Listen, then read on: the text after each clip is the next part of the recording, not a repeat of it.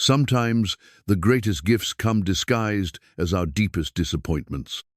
When 24-year-old Calla Mae Trenton buried her father, all she inherited was debt and 20 acres of worthless swampland outside Dustwell Flats, Texas. The neighbors called it Trenton's Folly. The banker wanted her to sell for almost nothing.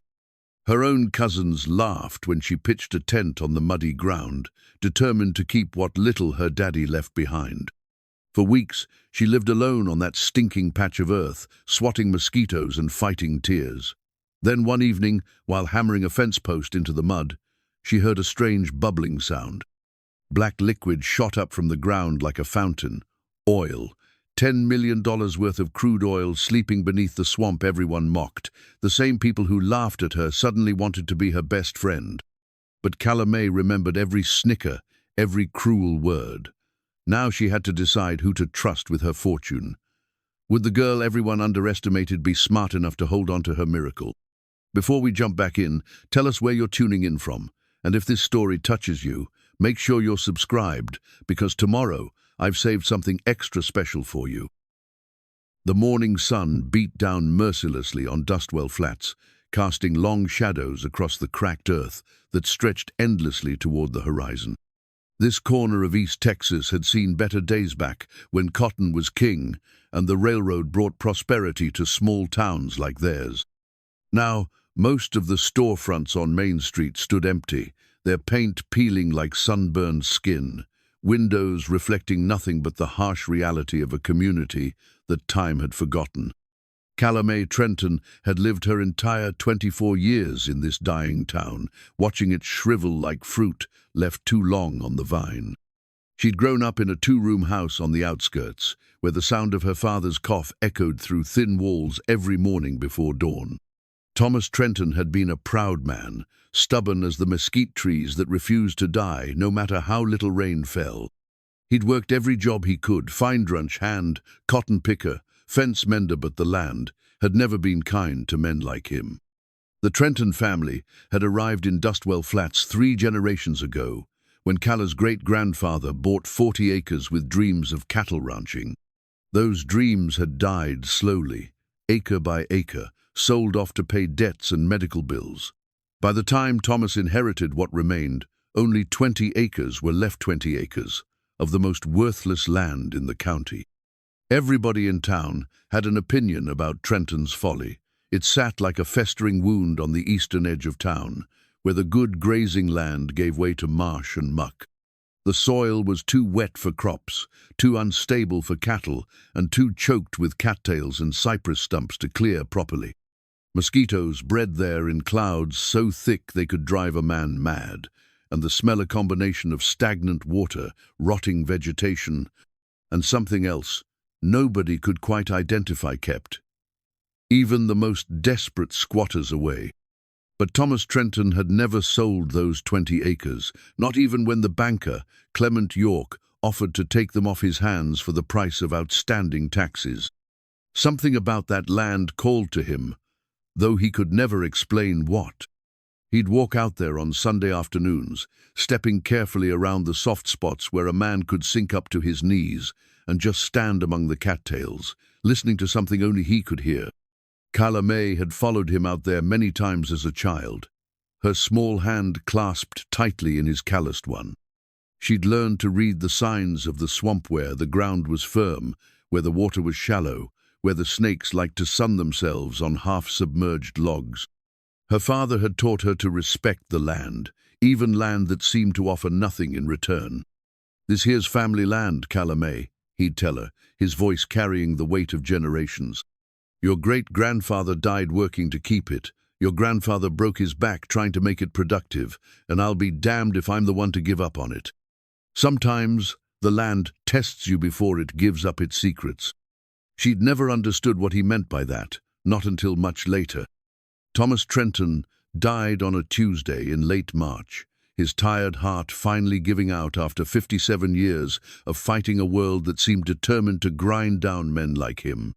Calla Mae found him in his chair on the front porch, his weathered hands folded peacefully in his lap, his eyes fixed on the eastern horizon where his 20 acres lay hidden beyond a line of scrub oaks.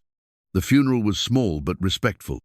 Most of Dustwell Flats turned out, not because they'd been particularly close to Tomashe'd been a quiet man who kept to himself, but because that's what you did in a small town.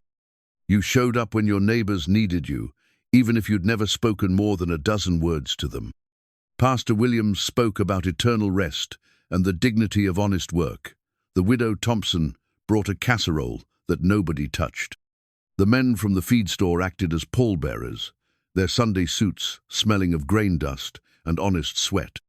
And through it all, Calla Mae stood dry-eyed beside the grave, her chin raised with the same stubborn pride that had defined every Trenton who'd come before her.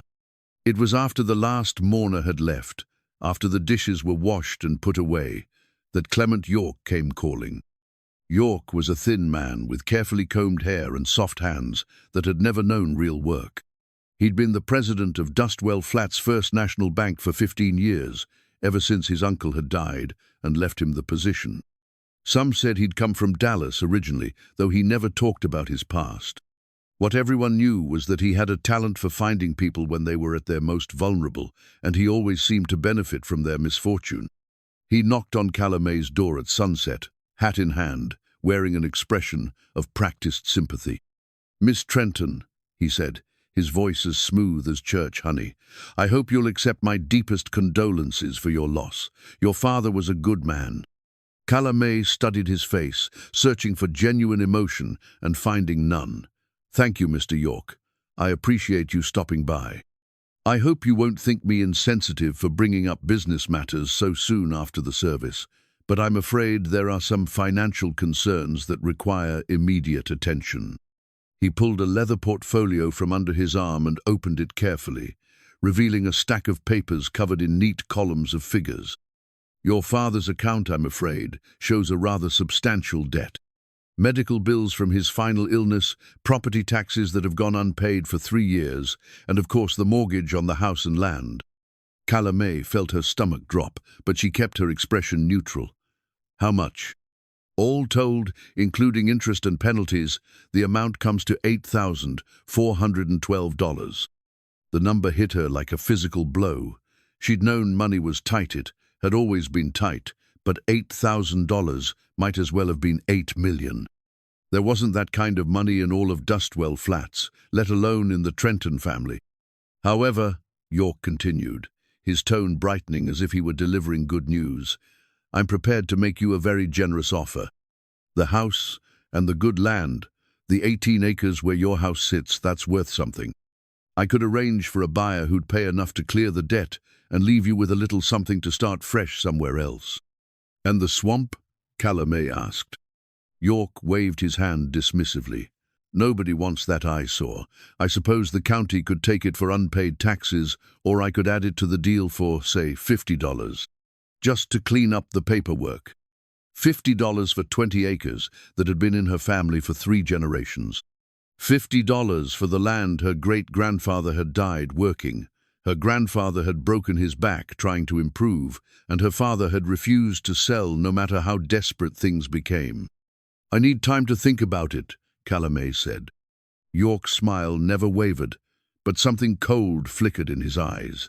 Of course, these are big decisions. But I should mention that the interest compounds daily, and there are other parties interested in the property. I'd hate to see you lose everything because you waited too long to act." After he left, Calla Mae sat alone in the growing darkness, surrounded by the modest possessions of 3 generations of Trentons. Her father's clothes still hung in the bedroom closet. His coffee cup still sat beside the kitchen sink.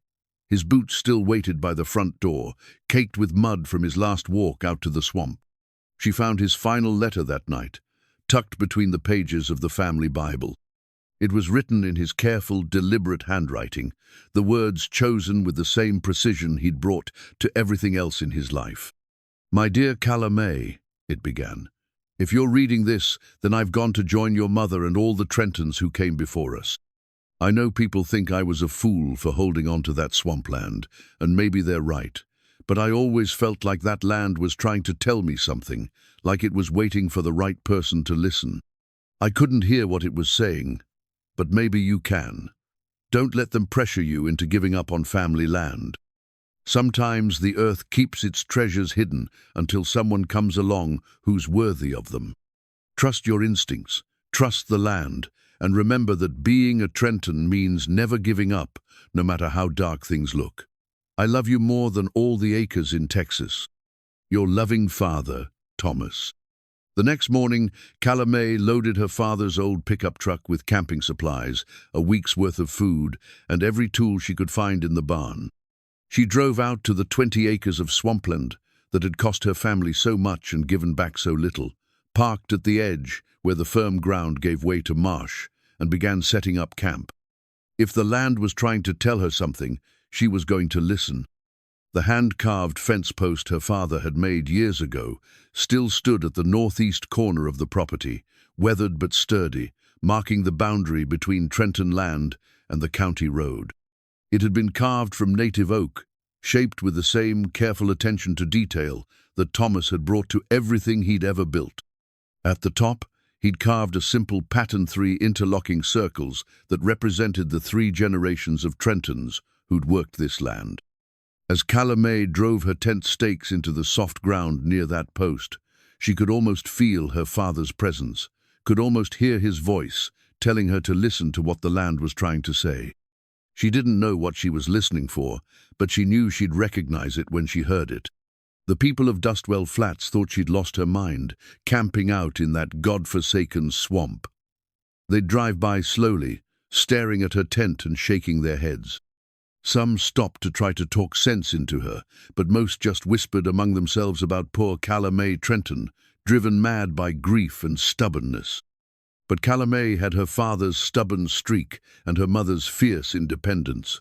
She'd make her stand on this land, no matter what anybody thought.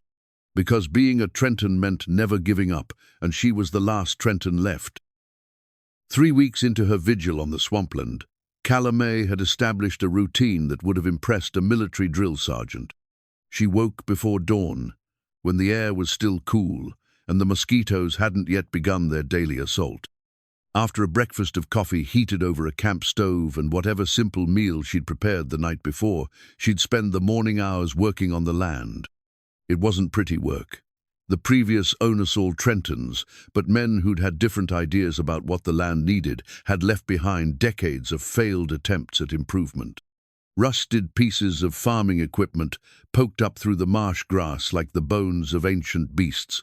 Rotting fence posts marked boundaries that no longer mattered. And everywhere the thick, stubborn growth of cattails and cypress stumps that seemed to spring back overnight no matter how much she cleared. But Calla Mae worked with methodical determination, treating each cleared square foot as a small victory. She'd learned to read the subtle signs that indicated where the ground was firm enough to support her weight, where the water table lay closest to the surface, and where the old drainage ditches her grandfather had dug still functioned after all these years. The townspeople had gotten used to seeing her battered pickup truck parked at the edge of the swamp each morning. Some still stopped to stare, but most had moved on to other gossip. Clement York had driven by twice in the first week, slowing his polished sedan to a crawl as he studied her camp, but he hadn't stopped to repeat his offer. That worried her more than if he'd continued pressuring her. Men like York didn't give up easily, they just changed tactics. On this particular morning, the 3rd Tuesday of her residency on the land, Calla Mae had decided to tackle the northeast corner where her father's carved fence post stood. The area around it had become overgrown with a particularly aggressive patch of cattails, and she wanted to clear enough space to properly examine the post and maybe reinforce it with additional stakes. The work was backbreaking. Each cattail had to be cut at ground level, then the root system had to be dug out, or it would simply grow back stronger than before. The Texas sun climbed steadily higher, turning the humid air into something that felt more like breathing soup than actual atmosphere. Sweat poured down her face, mixing with mud and plant debris until she looked like she'd been swimming in the swamp rather than working beside it. But there was something oddly satisfying about the labor. Each swing of her shovel, each armload of cleared vegetation, felt like a conversation with the land itself. She could almost understand what her father had meant about listening to what the earth was trying to say.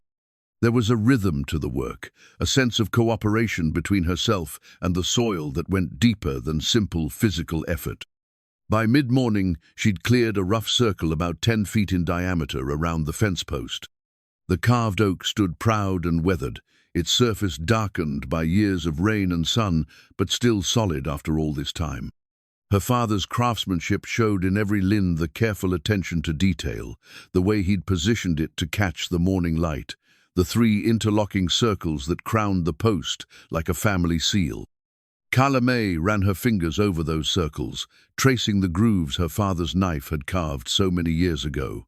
3 generations of Trentons, each one adding their own layer to the family story.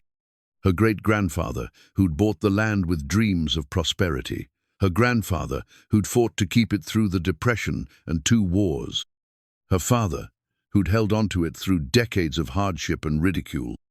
And now her, the last of the line, standing in a cleared patch of swampland with mud up to her ankles and determination that burned brighter than the Texas sun. She decided the post needed reinforcement. The years had loosened it slightly in the soft soil, and if she was going to make this corner of the property more usable, she needed a solid anchor point for future fence lines. She'd brought her father's old post-hole digger from the barn, a heavy tool that required both strength and technique to use effectively. The first few holes went easily enough. The soil here was softer than she'd expected, sandy rather than the heavy clay that dominated most of the property. She worked in a rough triangle around the original post, planning to connect them with fresh wire fencing that would define this section of the boundary clearly. It was on the 4th hole, the one closest to the original post, that everything changed.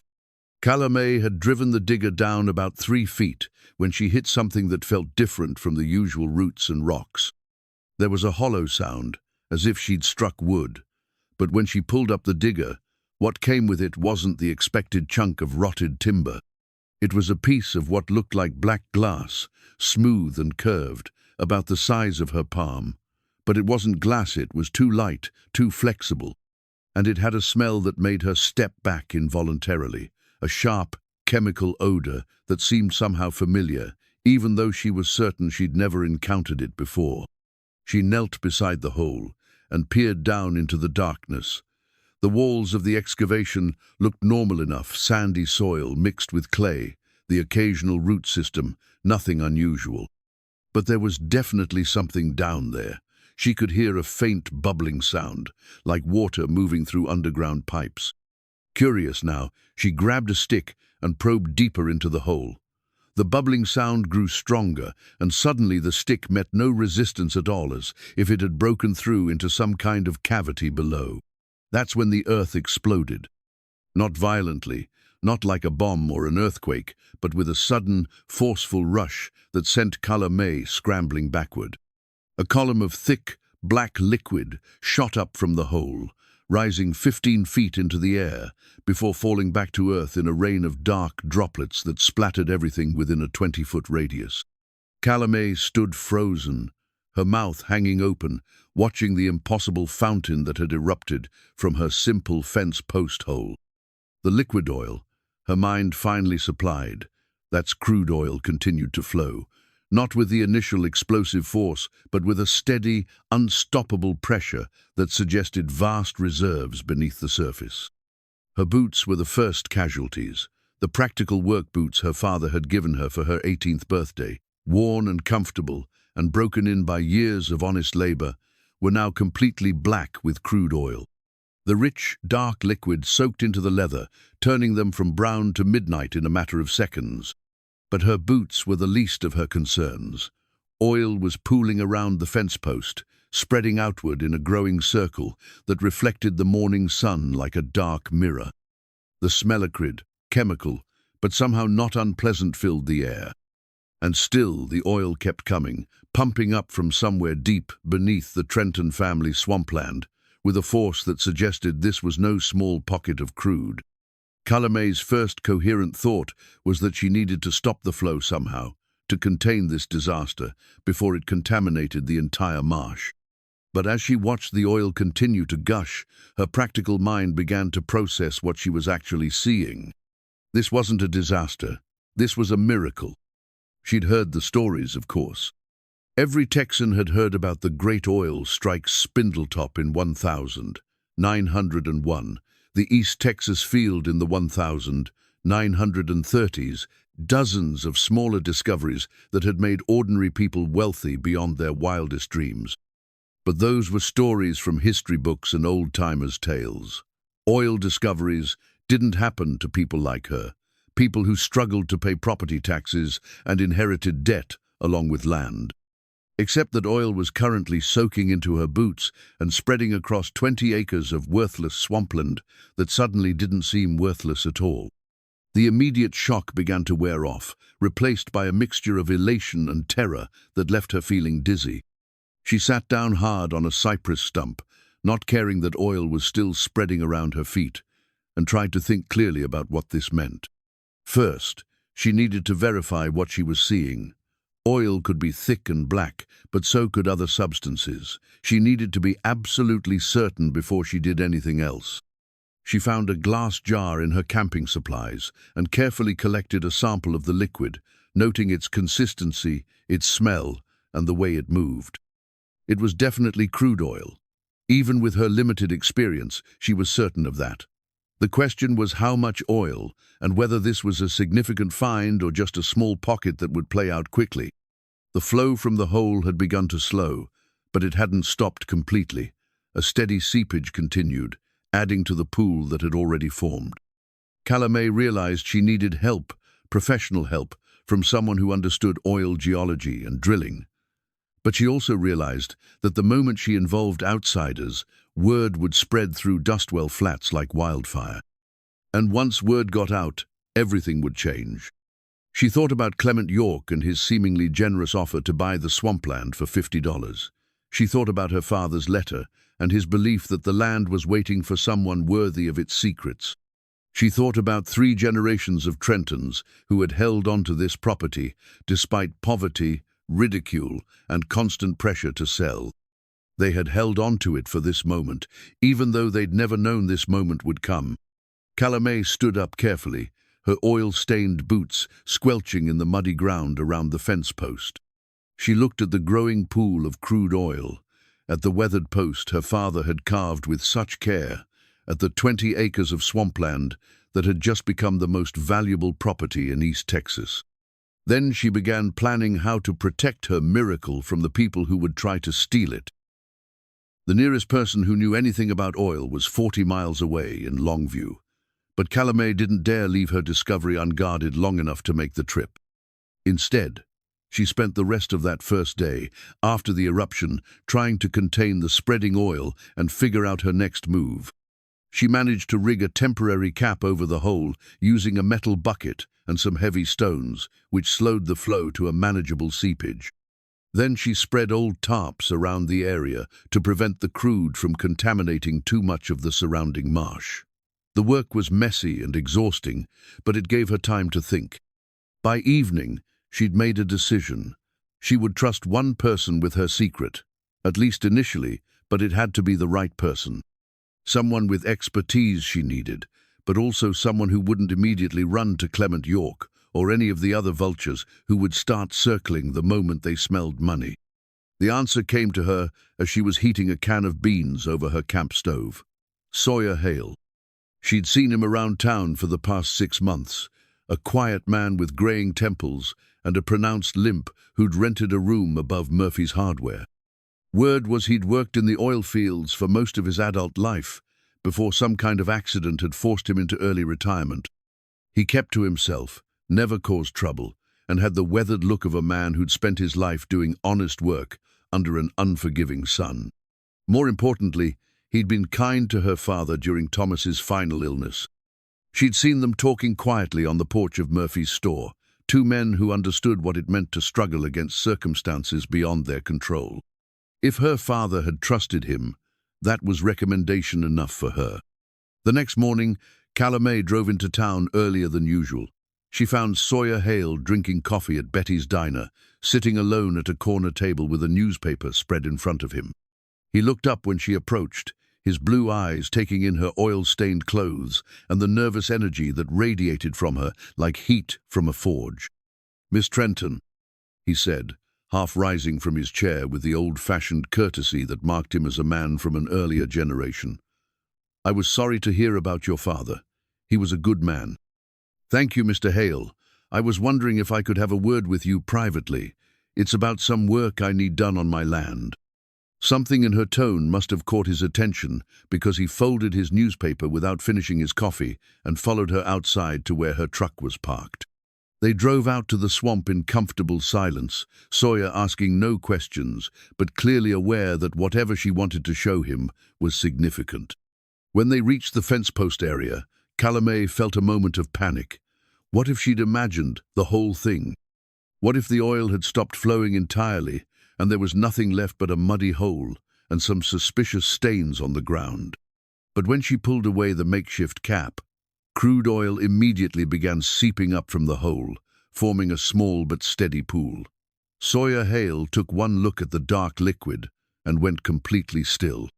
"Jesus, Mary, and Joseph," he whispered, the words carrying the weight of 3 decades in the oil business. "Where exactly did this come from?" Calla Mae told him the whole story, the fence post hole, the unexpected eruption, her attempts to contain the flow. Sawyer listened without interrupting, occasionally kneeling to examine the oil more closely or to peer down into the hole she'd dug. When she finished, he was quiet for a long time, his experienced eyes scanning the immediate area with the intensity of a man reading a map to buried treasure. "Miss Trenton," he finally said, "I need to ask you something, and I need you to give me an honest answer. Have you told anyone else about this?" "No one. You're the first." "Good. That's very good. Because what you've got here could change your life completely, but only if you handle it right. Handle it wrong, and there are people who'll find ways to take it away from you faster than you can blink." He pulled a folded piece of paper from his shirt pocket, an old geological survey map of the area that he'd apparently been carrying with him. The paper was worn soft from years of handling, marked with pencil notations and calculations in a precise, technical hand. "I've been studying this region since I moved here," Sawyer explained, spreading the map carefully on the hood of her truck. "The geological formations, the soil composition, the way the underground water moves. This whole area sits on what geologists call a structural dome, basically, an underground hill of rock that can trap oil and gas deposits." He pointed to a section of the map that corresponded roughly to where they were standing. "Your 20 acres sit right at the edge of what could be a significant oil field. I've suspected it for months, but I never imagined anyone would accidentally drill into it while digging a fence post hole." Calla Mae stared at the map, trying to understand the implications of what he was telling her. How significant? "Hard to say without proper testing, but based on the pressure and flow rate I'm seeing here and the geological indicators on this survey, we could be talking about millions of barrels. Maybe tens of millions." The numbers were too large to process. Calla Mae had grown up thinking in terms of dollars and cents, not millions of anything. "What does that mean in money?" Sawyer's weathered face broke into the first genuine smile she'd seen from him. "It means you're about to become one of the wealthiest women in Texas, Miss Trenton. This is a very big if, you can hold on to your mineral rights and get this field developed properly." "What do you mean, hold on to my mineral rights?" "When your great-grandfather bought this land, the deed probably included both surface rights and mineral rights. That means you own whatever's under the ground, as well as what's on top of it. But there are ways for clever lawyers and unscrupulous businessmen to separate those rights, especially when they're dealing with someone who doesn't understand the legal complexities." Calla Mae thought immediately of Clement York and his generous offer to clear her father's debts in exchange for the property. $50 for 20 acres that might contain millions of barrels of oil. "What should I do?" Sawyer folded the map carefully and tucked it back into his pocket. "First, we need to get this discovery properly documented and secured. I know a lawyer in Tyler who specializes in mineral rights, someone who won't cheat you or sell you out to the highest bidder. Second, We need to do some preliminary testing to get a better idea of what we're dealing with. And third, we need to keep this absolutely quiet until you're in a position to protect yourself legally. Will you help me?" He was quiet for a moment, studying her face with the same intensity he'd brought to examining the oil flow. "I'll help you," he said finally, "but you need to understand something. Once this gets out, and it will get out eventually, you're going to discover that you have more friends than you ever imagined. People will come out of the woodwork with investment opportunities, partnership proposals, and sob stories about why they deserve a piece of your good fortune. Most of them will be lying. How do I tell the difference? Trust your instincts, and remember that anyone who's trying to rush you into a decision probably doesn't have your best interests at heart. Oil will still be valuable next month, next year, 10 years from now. There's no legitimate reason to hurry into anything." They spent the rest of the morning discussing practical matters. Sawyer knew where to get equipment for proper testing, how to file the necessary paperwork to establish her claim, and most importantly, how to do all of this without attracting unwanted attention from the wrong people. As they prepared to leave, Calla Mae looked back at the fence post her father had carved, now standing guard over a pool of crude oil that represented more wealth than 3 generations of Trentons had ever imagined. The carved circles at the top seemed to gleam in the afternoon sun, as if they were blessing this unexpected turn of fortune. "Mr. Hale," she said as they climbed back into her truck, "why are you helping me? You don't really know me, and this could be worth a fortune." Sawyer was quiet for so long that she thought he might not answer. When he finally spoke, his voice carried the weight of old regrets and hard-learned wisdom. 30 years ago, I discovered a small oil field down in Louisiana. I was young and stupid and thought I knew everything about the business. Within 6 months, I'd been cheated out of my mineral rights by men in expensive suits who convinced me I needed their expertise to develop the property.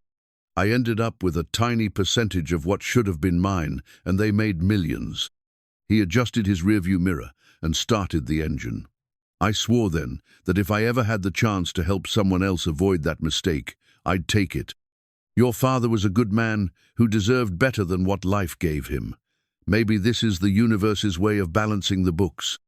As they drove back toward town, Calla Mae felt a mixture of excitement and terror, unlike anything she'd ever experienced. 24 hours ago, she'd been a poor rancher's daughter camping on worthless swampland. Now she was potentially one of the wealthiest women in Texas, with a secret that could change everything and enemies she didn't even know she had. But she also had an ally, a man with the knowledge and experience to help her navigate the treacherous waters ahead. And she had something else, something that couldn't be bought or stolen. The stubborn Trenton determination that had kept her family holding onto this land for 3 generations. The land had finally revealed its secret. Now she had to prove she was worthy of it. The lawyer Sawyer recommended was a woman named Margaret Chen, and her office in Tyler looked like it had been designed to intimidate anyone who wasn't already wealthy. Polished hardwood floors, floor-to-ceiling law books, and oil paintings of stern-faced men in expensive suits lined the walls. But Margaret herself turned out to be refreshingly direct, a small woman with steel-grey hair and eyes that missed nothing. "Mr. Hale tells me you've made an interesting discovery on your property," she said, gesturing for Calla Mae to take a seat across from her massive desk. "Before we discuss the specifics, I need to review your current legal situation." Calla Mae handed over the documents she'd browsed: the father's will, the property deed, and the stack of papers Clement York had shown her, detailing the family's debts. Margaret examined each document carefully, making notes on a legal pad in handwriting so precise it looked like typeset. "The good news," Margaret said after 20 minutes of silent review, "is that your mineral rights are clearly established and unencumbered.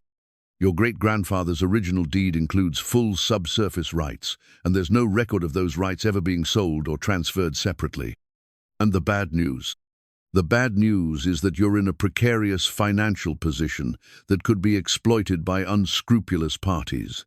This debt to the bankite $1,000 represents a significant lien against your property. If you default, The bank could foreclose and potentially gain control of both surface and mineral rights. Calla Mae felt her stomach drop. How long do I have? According to these documents, Mr. York has given you 60 days to resolve the debt or accept his buyout offer. That's actually unusual. Most banks would move more aggressively to protect their interests. It makes me wonder if he knows something he shouldn't. What do you mean? Margaret leaned back in her chair, her fingers steepled in front of her. In my experience, when a banker shows unusual patience with a debtor, it's because he's waiting for something that will benefit him more than immediate payment. If Mr. York suspects there might be oil on your property, he could be positioning himself to acquire valuable mineral rights for a fraction of their worth. The thought chilled Calla Mae more than she wanted to admit. Is that legal? Unfortunately, yes. As long as he's not using fraudulent means to obtain the property, a legitimate foreclosure would transfer all rights to the bank. The law assumes that both parties enter into such transactions with full knowledge of the property's value.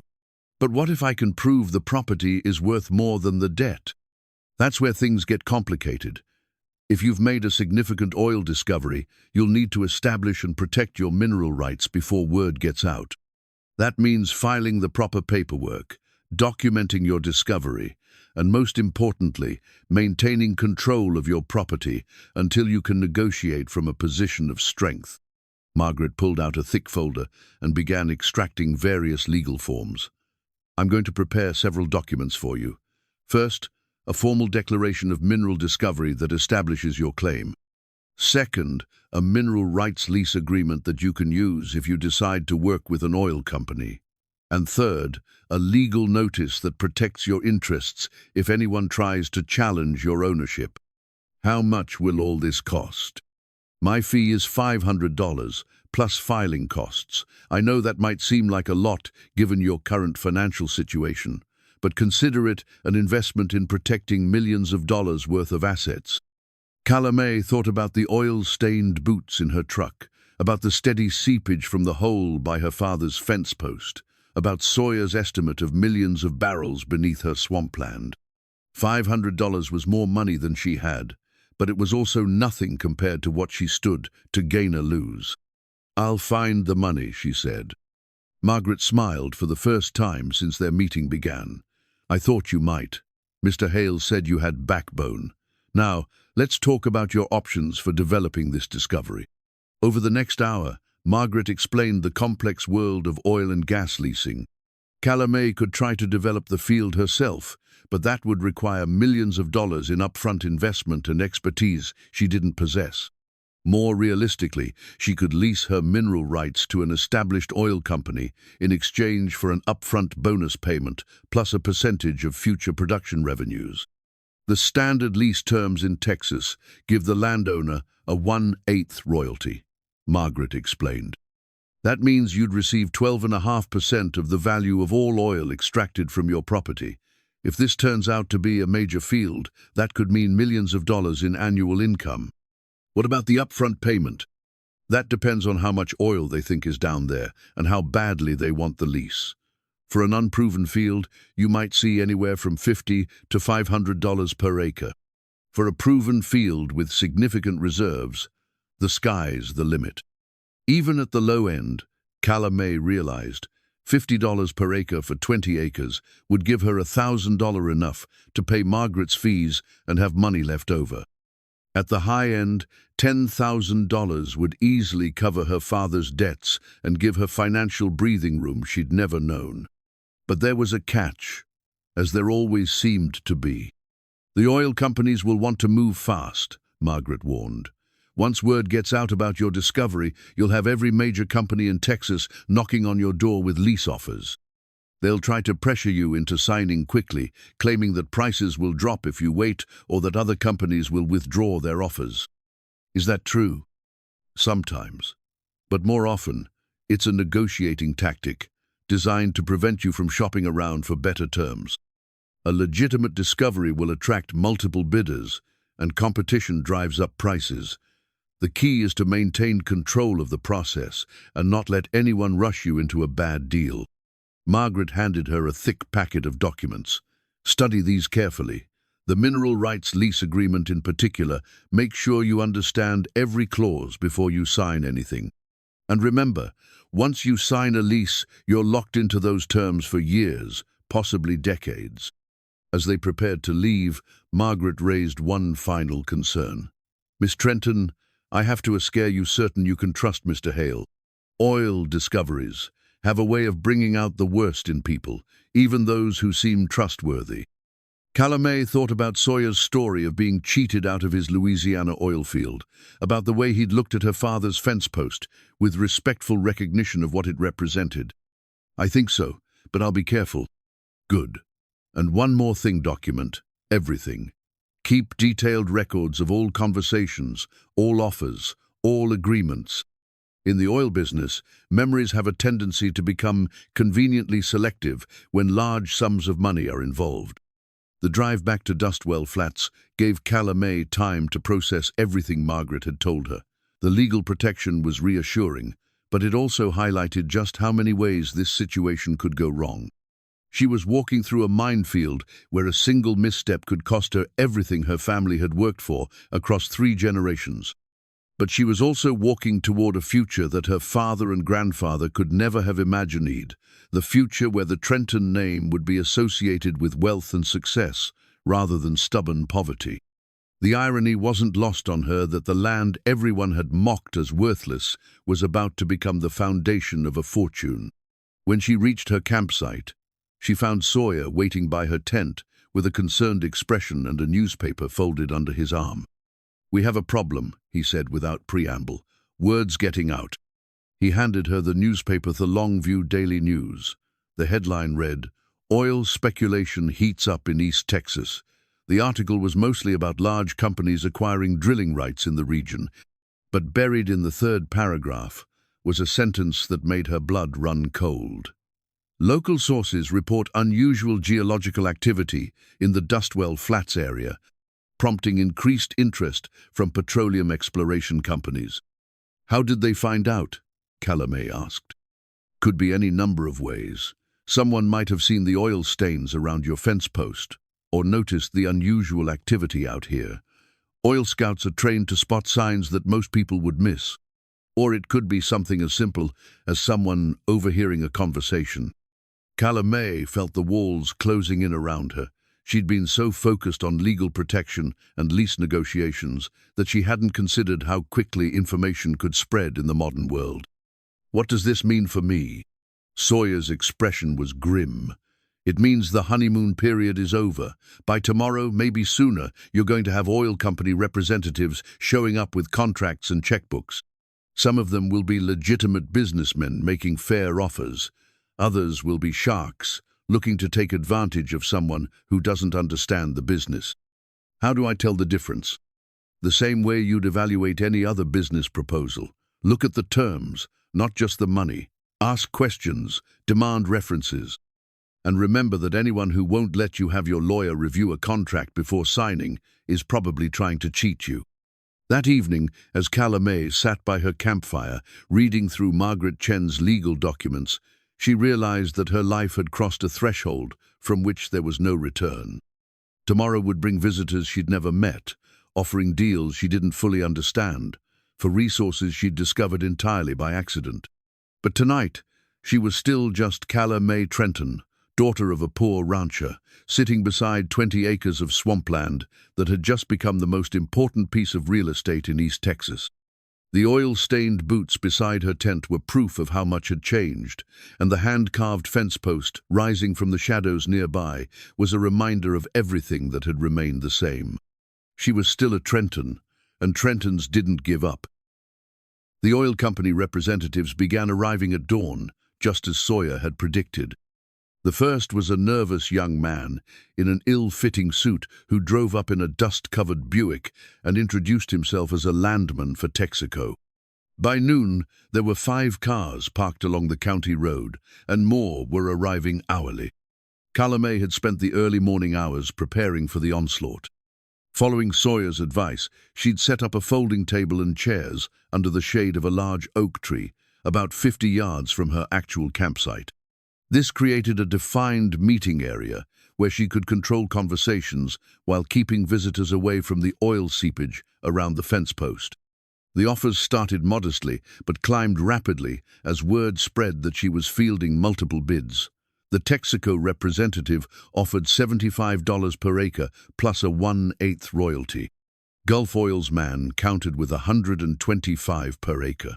By mid-afternoon, Humble Oil had put $200 per acre on the table, and Phillips Petroleum was hinting at even higher numbers. Each conversation followed a similar pattern. The oil company representatives would examine her property boundaries, make careful notes about soil conditions and topography, then sit down at her makeshift negotiating table to explain why their company was uniquely qualified to develop her discovery. They all stressed the importance of moving quickly, the volatility of oil prices, and the risk of waiting too long to lock in favorable terms.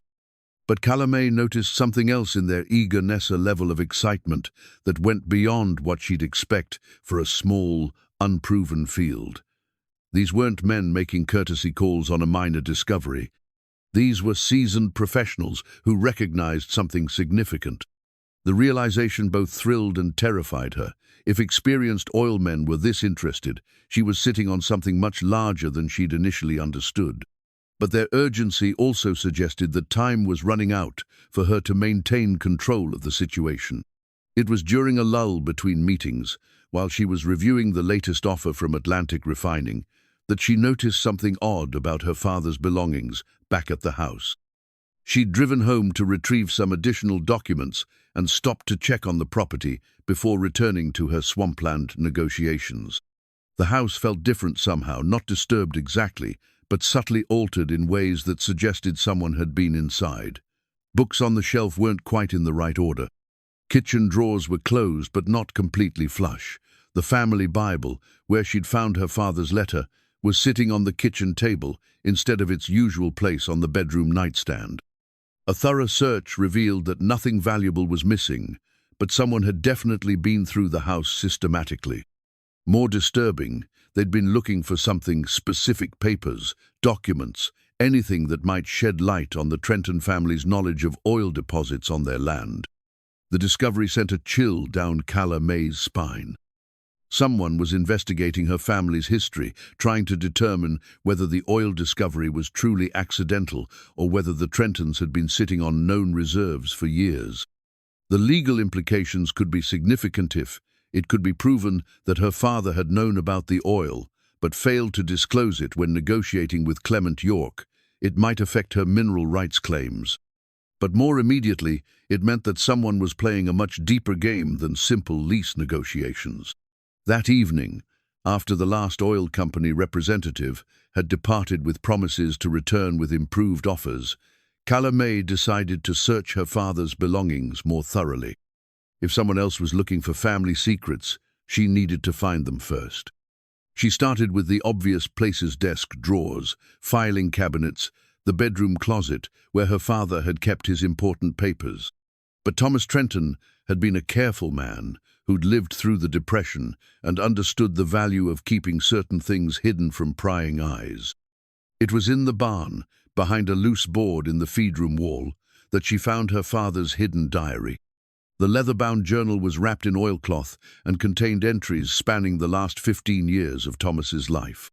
The early entries were routine weather observations, cattle prices, notes about fence repairs and equipment maintenance. But as Calla Mae read deeper into the journal, a different story began to emerge. Her father had suspected oil deposits on the property for at least 5 years. The first hint appeared in an entry dated 3 years earlier. Walked the back section again today. That spot near the northeast corner post still bothers me. Ground feels different, they're softer, but not from water. Has a smell to it sometimes, especially after heavy rain. Reminds me of something, but I can't place what. 6 months later, found an old survey map in the county courthouse. Shows this area as part of what they called the East Texas Geological Anomaly back in 1923. Asked the clerk what that meant, but she didn't know. Going to the library in Longview next week to do some research. Another entry, dated 2 years ago, Library research paid off, found geological reports from the 1920s that identified this region as having oil-bearing formations. The anomaly designation meant unusual underground structures that could trap petroleum deposits. Our land sits right on the edge of what one report called a potentially significant hydrocarbon reservoir. The entries continued chronologically, documenting Thomas's growing certainty that the family property contained oil. He'd researched drilling techniques, studied geological formations, and even contacted a petroleum engineer in Houston about the possibility of exploration. But every inquiry had led to the same conclusion: developing an oil field required capital that the Trenton family would never possess. More troubling was what her father had discovered about the people who might try to take that wealth away from his family. An entry from 18 months ago stopped Calla Mae cold.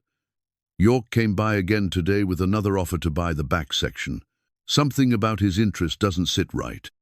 Did some checking at the courthouse. He's been quietly acquiring mineral rights all over this part of the county, always from families facing financial hardship, always at prices well below market value.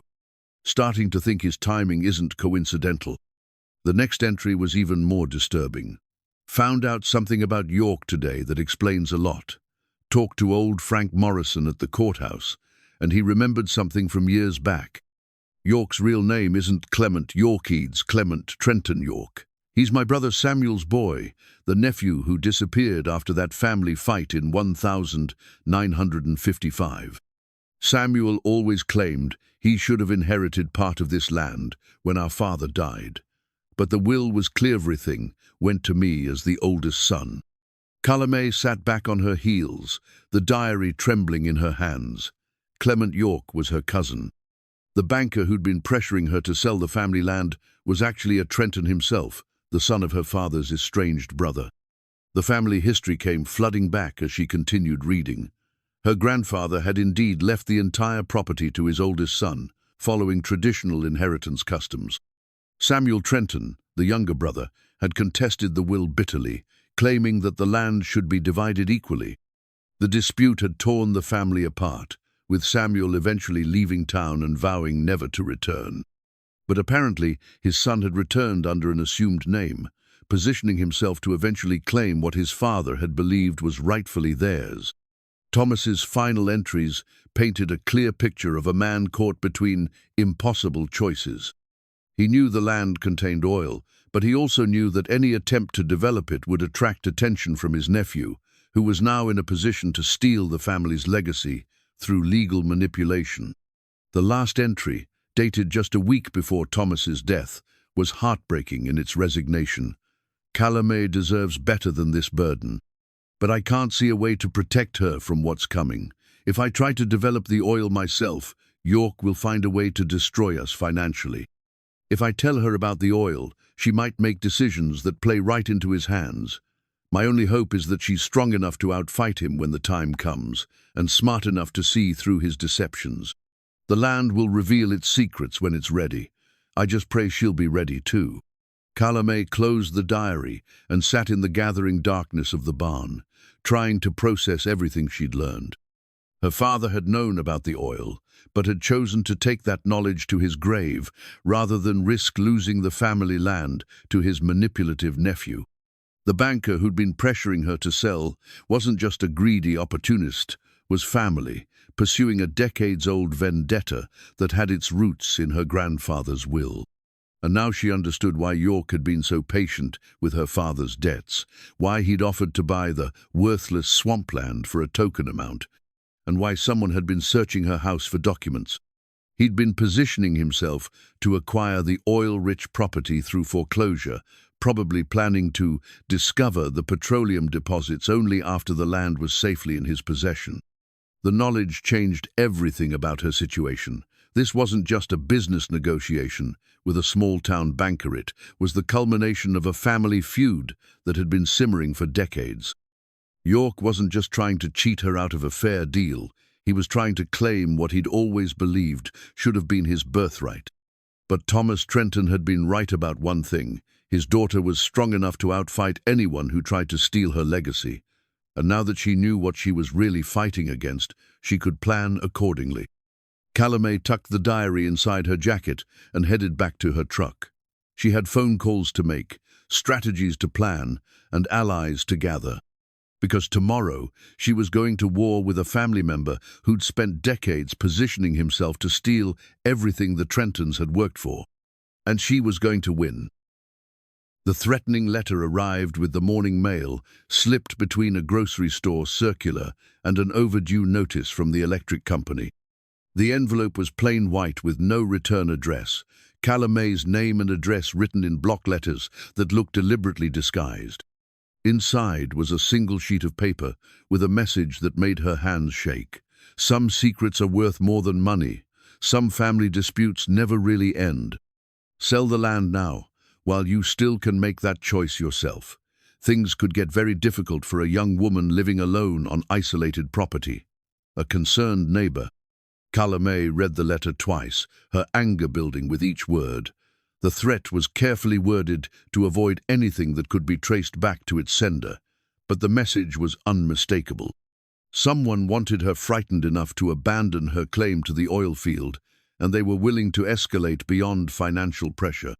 She'd been back on the property for 3 days since discovering her father's diary, and the pressure had been mounting steadily. The oil company offers were now approaching $400 per acre, with promises of additional bonuses if she signed exclusive agreements. But more disturbing were the other visitorsmen in expensive suits who claimed to represent private investment groups interested in acquiring her mineral rights directly. These weren't the straightforward negotiations she'd experienced with legitimate oil companies. These men asked probing questions about her family history, her father's knowledge of geological conditions, and whether she'd discovered any documents that might affect her legal claim to the property. Their offers were structured differently, 2 lump sum payments for complete transfer of mineral rights rather than the traditional lease agreements that would provide ongoing royalties. Sawyer had warned her that these were probably representatives of Clement York, working through intermediaries to hide his involvement. The strategy was clever. If he could acquire her mineral rights before she understood their full value, he could develop the oil field himself while maintaining the fiction that he'd simply made a smart investment. But the threatening letter represented a new level of escalation that worried Calla Mae more than the financial maneuvering. If York was willing to resort to intimidation, it suggested he was running out of legal options and getting desperate. She found Sawyer at Murphy's Hardware, examining drill bits with the focused attention of a man who understood the subtle differences between tools that looked identical to untrained eyes. He took one look at her expression and guided her to a quiet corner of the store where they could talk privately. "We have a problem," she said, handing him the letter. Sawyer read it quickly, his weathered face darkening with each line. "This changes things," he said finally. "Anonymous threats mean someone's decided that legal pressure isn't working fast enough. What should I do?" "First, we report this to the sheriff. Even if they can't trace it back to anyone specific, it establishes a record in case things escalate further. Second, you need to consider moving back to your house temporarily. Camping alone on isolated property isn't safe if someone's making threats. I can't leave the oil site unguarded. There's too much money involved. There's no amount of money worth risking your safety." Sawyer said firmly, "Besides, we've documented the discovery thoroughly. Even if someone tried to sabotage the site, it wouldn't change your legal claim to the mineral rights." But Calla Mae had inherited more than just land from her father. She'd inherited his stubborn determination, never to be driven away from what was rightfully hers. "I'm not running. If someone wants to intimidate me, they'll find out that Trentons don't scare easily." Sawyer studied her face for a long moment, clearly weighing arguments against her decision. Finally, he nodded slowly. "If you're determined to stay on the property, at least let me help you take precautions. I've got camping gear at my place, and I know how to set up a secure perimeter. You don't have to face this alone." The offer surprised her, though she realized it shouldn't have. Sawyer had been nothing but reliable since the day she'd shown him the oil discovery. and his knowledge of both petroleum geology and practical security matters made him an invaluable ally. But accepting his help would mean trusting him with even more than she already had. "Why are you willing to do this?" she asked. "You've already helped me more than I had any right to expect." Sawyer was quiet for a moment, his blue eyes focused on something beyond the hardware store's dusty windows. When he spoke, his voice carried the weight of old pain and hard-learned wisdom. "I told you about losing my oil field in Louisiana, but I didn't tell you the whole story. The men who cheated me out of those mineral rights didn't just use legal tricks, they used intimidation, threats, and eventually violence to force me into accepting their terms. I was young and alone, and didn't know how to fight back effectively." He paused, flexing his left leg unconsciously. Calla Mae realized she'd never asked about the pronounced limp that marked his walking. "The accident that ended my career in the oil fields wasn't really an accident," Sawyer continued. "3 men jumped me outside a bar in Shreveport, worked me over with baseball bats, and made it clear that I could either take their final offer or face worse consequences. I took the money and left Louisiana the next day." "I'm sorry," Calla Mae said, the words feeling inadequate for the injustice he'd described. "Don't be sorry. Be smart. Learn from my mistakes. The oil business attracts some of the most ruthless people in America, and when millions of dollars are at stake, some of them will resort to any tactics necessary to get what they want, including family members." Sawyer's expression sharpened. "Especially family members. Blood relationships don't guarantee loyalty sometimes. They just make the betrayal more personal." That afternoon, they drove out to the property together to assess the security situation. Sawyer examined the campsite with the methodical attention of someone who'd learned to think defensively, noting sightlines, escape routes, and potential vulnerabilities. "The good news is that this location is easy to defend," he said, gesturing toward the open ground around her tent. "Anyone approaching would have to cross a lot of open space, which gives you plenty of warning. The bad news is that you're isolated enough that help would be a long time coming if you needed it. What do you recommend?" "We set up a proper camp with multiple retreat options. I'll bring my own gear and camp about 100 yards, away close enough to provide backup, far enough away that we're not presenting a single target. We establish communication signals, perimeter alarms, and clear protocols for different types of threats." "You make it sound like we're preparing for war." "In a way, we are. This is about more than money, no. It's about whether you're going to let yourself be driven away from your own property through intimidation. If you give in to threats, you'll never have any real security, even if you keep the mineral rights. There will always be another demand, another pressure point, another way for your enemies to control you." As evening approached, they worked together to establish a more secure campsite. Sawyer proved to be remarkably well prepared, producing camping gear, communication equipment, and other supplies that suggested he'd been planning for this possibility longer than she'd realized. "Were you expecting trouble?" Calla Mae asked, as he set up a portable radio system. "I've been expecting trouble since the day you showed me that oil geyser," Sawyer replied. "Discoveries like this don't stay secret long, and they always attract people who prefer taking things to earning them.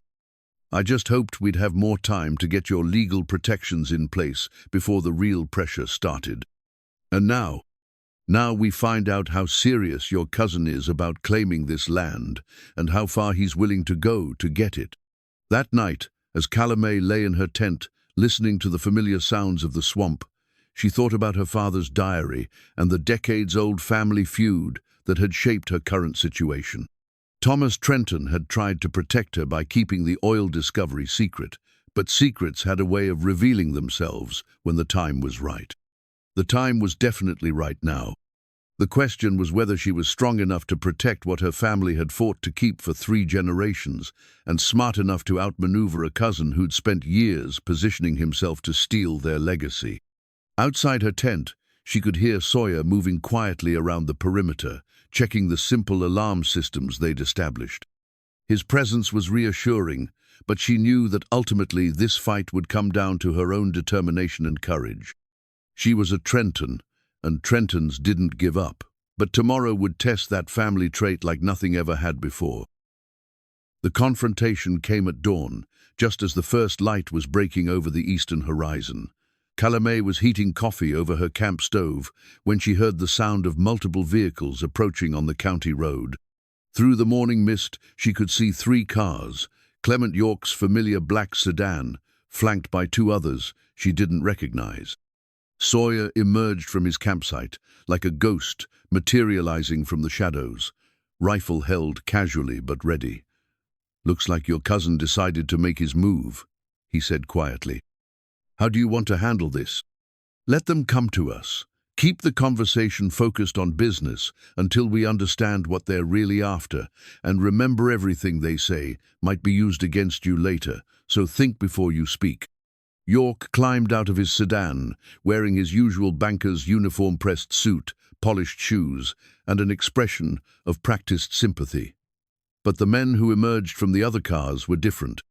They wore the rough clothes of working men, but their eyes held the cold calculation of professionals who'd done unpleasant work for money. "Miss Trenton," York called out as he approached their campsite. "I hope you'll forgive the early hour, but we have some urgent business to discuss." "Mr. York," Calla Mae replied, noting how he positioned himself to keep the other men between himself and Sawyer's rifle. "I wasn't expecting you to bring friends, just some associates who help me with property acquisitions. I understand you've been entertaining offers from various oil companies, and I wanted to discuss some concerns about your legal position before you make any commitments you might regret." The threat was implicit but unmistakable.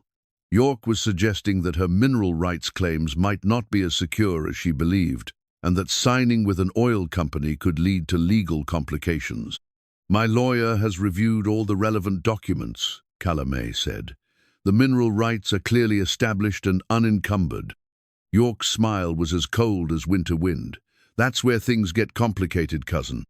The word hung in the air between them like a gunshot. Calla Mae had been expecting this revelation since reading her father's diary, but hearing York acknowledge their relationship openly changed the entire dynamic of the confrontation. "So you admit it," she said. "You're Samuel Trenton's son." "Samuel Trenton York," he corrected. "My father legally changed his name after the family dispute in 1955, when your grandfather cheated him out of his rightful inheritance. I kept the hyphenated name as a reminder of what was stolen from our branch of the family. Nothing was stolen. My grandfather left his property to his oldest son, according to his legal will." "A will that was influenced by your father's manipulation and lies," York snapped, his carefully maintained composure cracking for the first time. "Samuel was the better businessman, the one with vision and education. Thomas was just a stubborn farmer who couldn't see beyond the next harvest." Calla Mae felt her own temper rising, but she forced herself to remain calm. This was exactly what York wanted to provoke her into saying something that could be used against her later. "What do you want, Clement?" "I want what should have been my father's from the beginning. This property represents more than just mineral rights, it's justice for decades of family wrongdoing. I'm prepared to offer you a very generous settlement that would compensate you fairly while correcting historical injustices." He pulled a document from his briefcase and held it out toward her. $500,000, cash, for complete transfer of the property, including all mineral rights. You can start fresh anywhere you want, with more money than you've ever dreamed of. The offer was staggering enough money to live comfortably for the rest of her life. But Calla Mae understood that accepting it would mean abandoning everything her family had fought to preserve across 3 generations. "And if I refuse?" York's expression hardened. "Then we'll have to explore other options. You see, I've been doing some research into your father's knowledge of oil deposits on this property. If it can be proven that he knew about petroleum reserves but failed to disclose them during our loan negotiations, that would constitute fraud. Fraudulent loans can be called immediately, regardless of the originally agreed terms. You can't prove my father knew anything about oil." "Can't I?" York reached into his briefcase again and pulled out a photocopy of a geological survey map covered with handwritten notes. Calla Mae's heart sank as she recognized her father's careful penmanship documenting oil seepage locations and underground formations. This was found in Thomas's effects after his death, York continued, along with correspondence to petroleum engineers and research materials about oil drilling techniques. Clearly, your father was well aware of the property's potential value when he accepted loans against it.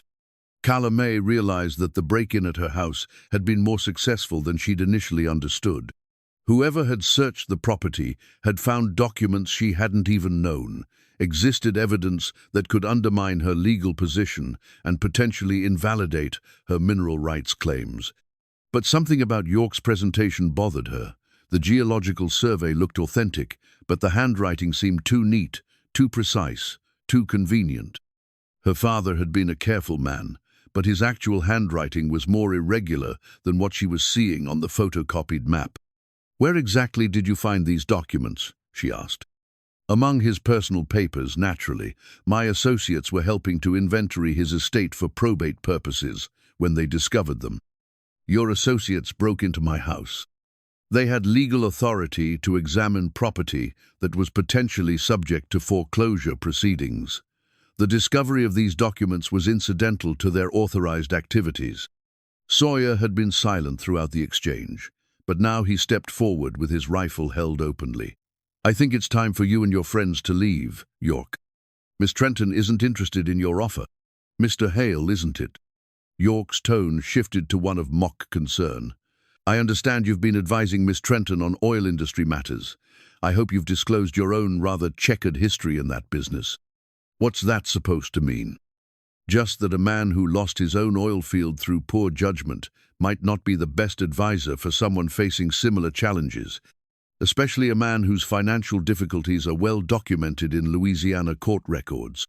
Calla Mae saw Sawyer's hands tighten on his rifle, but his voice remained steady. "My past doesn't change the fact that you're trying to steal mineral rights through intimidation and fraud." "Fraud?" York laughed.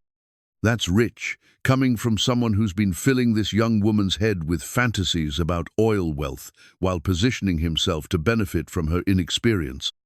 How much are you charging for your consulting services, Mr. Hale?" The accusation hit home because it touched on fears Calla Mae had been trying to suppress. She trusted Sawyer, but she also knew that oil discoveries had a way of bringing out the worst in people. Was he really helping her out of guilt over his own past, or was he positioning himself to profit from her situation? But then she looked at his weathered face, saw the genuine anger at York's implications, and remembered everything he'd done to help her navigate this complex situation. Whatever his motivations, his advice had been sound and his support had been invaluable. "Mr. Hale has been helping me as a friend," she said firmly, "which is more than I can say for family members who've been scheming to steal my inheritance." York's mask of civility finally slipped completely. "Your inheritance? This land should have been divided between my father and yours from the beginning. You've been living off stolen wealth for 3 generations, and I'm here to collect what's rightfully mine." "Then you'll have to take it," Calla Mae said, surprised by the steel in her own voice. "Because I'm not giving you anything." "We'll see about that," York replied. He gestured to his associates, who began moving back toward their vehicles. "You have 48 hours to reconsider my offer. After that, I'll be forced to accelerate the foreclosure proceedings based on these new revelations about your father's fraudulent behavior. And if the courts don't see things your way—" York paused at his car door, his expression cold with decades of accumulated resentment. "Then we'll discover just how dangerous it can be for a young woman to live alone on isolated property with millions of dollars worth of resources that don't really belong to her." As the 3 cars disappeared down the county road, Calla Mae felt the weight of her situation settling around her like a physical burden. She was fighting not just for mineral rights or money, but for the culmination of a family feud that had been building for decades. York wasn't just a greedy banker, he was a man who believed he was correcting a historical injustice, which made him far more dangerous than simple greed would have. "How bad is this?" she asked Sawyer. "Bad," he admitted.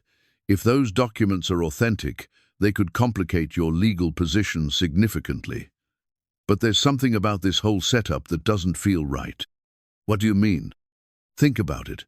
If your father really had been researching oil deposits for years, wouldn't you have found some trace of that research when you were going through his belongings?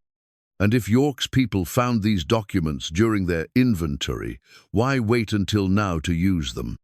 Calla Mae considered his words. You think the documents are forged?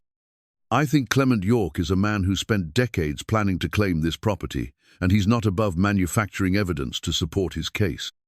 The question is whether we can prove it before he uses that fake evidence to destroy your legal claim. As they began breaking camp to move to a more secure location, Calla Mae realized that the stakes had just escalated beyond anything she'd imagined. This wasn't just about holding on to valuable mineral rights, it was about proving that her family's claim to their legacy was legitimate and that decades of Trenton determination hadn't been built on lies. But she was beginning to understand something else as well. The birth certificate, hidden in her father's Bible, wasn't just a record of her own arrival in the world, it was proof of a family lineage that Clement York couldn't forge or steal, no matter how many documents he manufactured. And that proof might be the key to destroying his case once and for all. The decision to build her own derrick came to Calla Mae that night, as she sat in the sheriff's office filing a formal complaint about the threatening letter and York's intimidation tactics. Sheriff Williams had been sympathetic but realistic about what local law enforcement could do against a man with York's resources and legal connections. Best I can offer is increased patrols in your area, he'd said, and a promise to investigate any actual crimes if they occur. But family disputes over property rights are usually civil matters that have to be settled in court. And if someone gets hurt while we're waiting for the courts to sort things out, then it becomes a criminal matter real quick. But I hope it doesn't come to that, Miss Trenton. This county's seen enough violence over oil already. On the drive back to the property, Sawyer had been unusually quiet, his expression troubled by thoughts he wasn't ready to share. Finally, as they parked beside their relocated campsite, he spoke up. I've been thinking about your situation, and I believe there's only one way to guarantee your long-term security. Which is, you need to start producing oil immediately, not lease the rights to some company that might be influenced by York's pressure, but drill your own well and establish yourself as an active producer. Once you're pumping crude and paying production taxes, your legal position becomes much stronger. Calla Mae stared at him. Do you have any idea how much it costs to drill an oil well? Less than you think if you do it smart. The major oil companies spend millions because they're drilling exploratory wells in unproven areas. But you've already proven there's oil here. You know exactly where to drill and roughly how deep you need to go. A simple directional well could be operational for under $50,000. I don't have $50,000. I don't have $5,000. No. But you have something better: confirmed oil reserves that any investor would love to finance. We find the right drilling contractor, someone who's willing to work for a percentage of production instead of upfront payment, and you could have oil flowing within a month. The audacity of the plan took her breath away. Instead of accepting offers from established oil companies, she would become an oil company herself. Instead of waiting for courts to resolve her legal battles with York, she would present them with the fait accompli of an operating well. Is that even legal? Perfectly legal, as long as you follow state regulations for drilling permits and environmental compliance. Texas is very friendly to independent oil producership. The wells in the state are owned by individuals or small partnerships rather than major corporations. And you know how to do this. Sawyer's weathered face broke into the first genuine smile she'd seen from him in days. Miss Trenton, I've been dreaming about this opportunity for 30 years. I know every drilling contractor between here and Louisiana, every supplier who'll work for equity instead of cash, and every regulatory requirement that has to be met. If you're willing to take the risk, I can make this happen. What kind of risk are we talking about? The worst-case scenario is that we drill a dry hole and lose everything we've invested, but based on what I've seen from your discovery, that's about as likely as snow in July. The real risk is Political York will do everything he can to stop us, including using his influence to delay permits or create regulatory problems. How do we counter that? Speed and publicity. If we can get a well drilled and producing before he has time to organize opposition, it becomes much harder for him to stop us. And if we make sure the local community knows what we're doing, it becomes politically costly for officials to interfere with a legitimate business operation. Calla Mae thought about her father's diary, about 3 generations of Trentons who'd held onto this land despite poverty and ridicule, about York's arrogant assumption that he could steal her inheritance through intimidation and forged documents. What do you need from me? Your signature on some partnership papers, your permission to file drilling permits in both our names, and your promise that you won't lose your nerve when things get complicated. Because they will get very complicated very quickly. The next morning, they drove to the county courthouse in Marshall to file the necessary paperwork for what they decided to call Trenton Hale Petroleum. The name felt good rolling off Calla Mae's tongue-air declaration that she wasn't just defending inherited wealth, but actively building something new. The drilling permits required detailed geological surveys, environmental impact assessments, and proof of financial capability. Sawyer had anticipated these requirements and arrived with a briefcase full of documents that demonstrated both his technical expertise and their access to the equipment financing they would need. "How did you prepare all this so quickly?" Calla Mae asked as they waited for the permits to be processed. "I've been working on contingency plans since the day you showed me that oil geyser," Sawyer admitted. "I hoped it wouldn't come to this, but I've learned that in the oil business, you prepare for every possibility. Even the possibility of becoming partners with a stubborn rancher's daughter. Especially that possibility." His expression grew serious. "I want you to understand something, Calla Mae. I'm not doing this just to help you fight your cousin or to get revenge for what happened to me in Louisiana. I'm doing this because I believe in what this represents: the right of working people to control their own destiny instead of having it dictated by men in expensive suits." The permits were approved by late afternoon, but not without complications. Word of their filing had already reached York, who'd apparently made several phone calls to county officials expressing concerns about inexperienced operators attempting to drill in environmentally sensitive areas. "He's trying to create bureaucratic delays," Sawyer explained as they left the courthouse.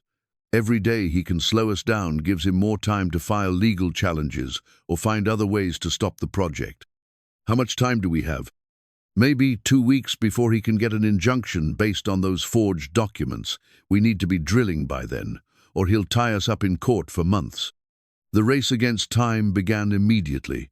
Sawyer contacted drilling contractors, while Calla Mae worked with Margaret Chen to structure the legal framework for their partnership.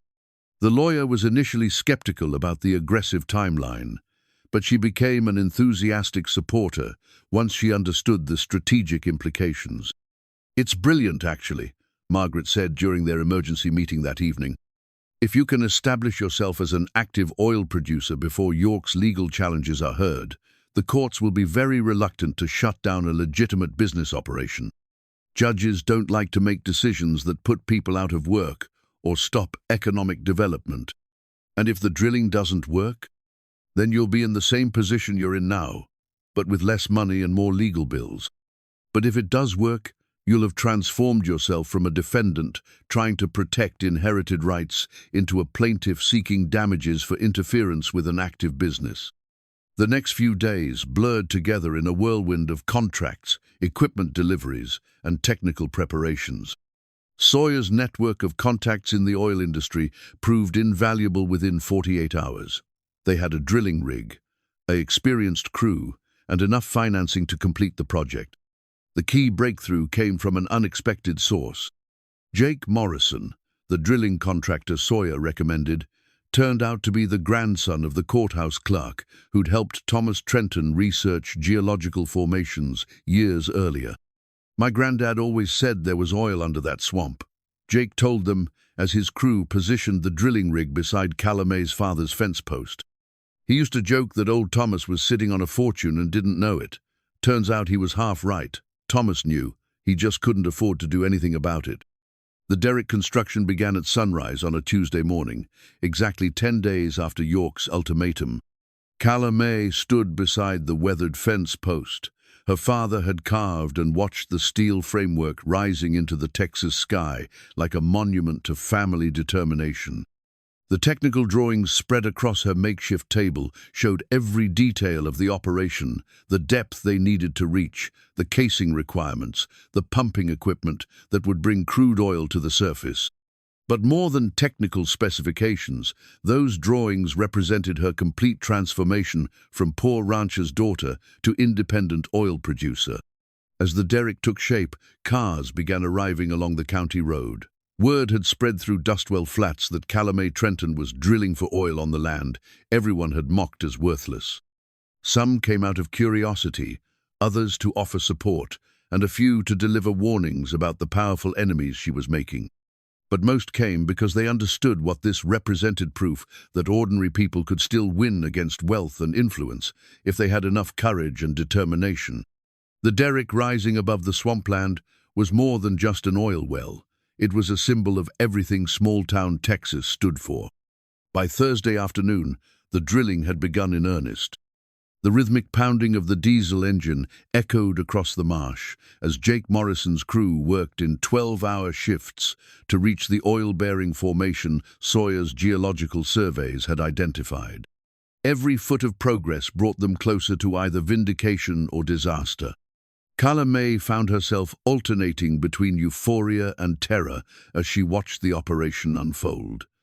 This was either the smartest decision she'd ever made or the most catastrophic mistake in Trenton family history. There was no middle ground either. They would strike oil and secure her future, or they would drill a dry hole and lose everything they'd invested. The pressure intensified when York's legal team filed for an emergency injunction to stop the drilling operation. Margaret Chen had been expecting this move and was prepared with counter-arguments, but the hearing was scheduled for the following Monday, just 4 days away. "We need to be producing oil before that hearing," Margaret explained during their strategy session Friday evening. "If the judge sees an active, profitable operation, he'll be much less likely to shut it down based on disputed ownership claims." "How close are we?" Calla Mae asked. Sawyer consulted his geological charts and drilling logs. "Jake's crew is at 800 feet. We should hit the main oil-bearing formation sometime Sunday afternoon, assuming we don't encounter any unexpected problems. And if we do encounter problems, then we keep drilling until we solve them or run out of money. At this point, stopping means losing everything anyway." That weekend felt like the longest of Calla Mae's life. The drilling continued around the clock, but progress slowed as they encountered harder rock formations that required specialized equipment. Jake Morrison remained optimistic, but she could see worry creeping into his weathered features as Sunday afternoon stretched toward evening. It was just after sunset on Sunday when everything changed.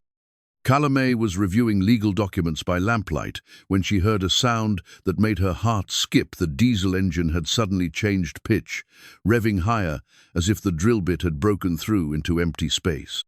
Jake Morrison's voice carried across the drilling platform, shouting instructions to his crew with an urgency that could mean either triumph or disaster. She ran toward the derrick, Sawyer close behind her, both of them trying to read the situation from the body language of the drilling crew. Jake met them halfway, his face streaked with mud and diesel exhaust, but wearing a grin that stretched from ear to ear. "We hit it," he announced simply. 950 feet down, just like your surveys predicted.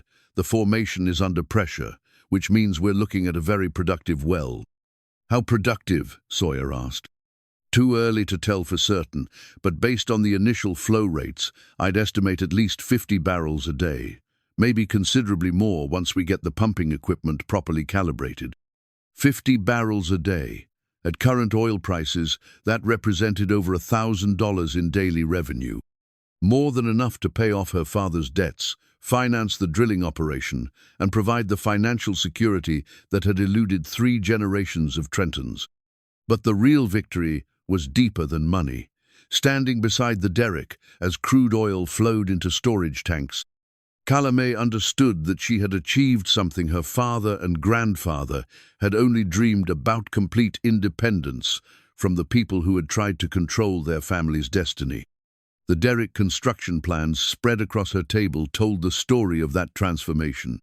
Each technical drawing represented a choice to build rather than simply defend, to create wealth rather than just protect inheritance, to take control of her future rather than let others determine it for her. As word of the successful well spread through the community, the support that had been building throughout the week crystallized into something approaching a celebration. Neighbors who had driven out to watch the drilling operation now stayed to congratulate her and offer assistance with the business challenges ahead.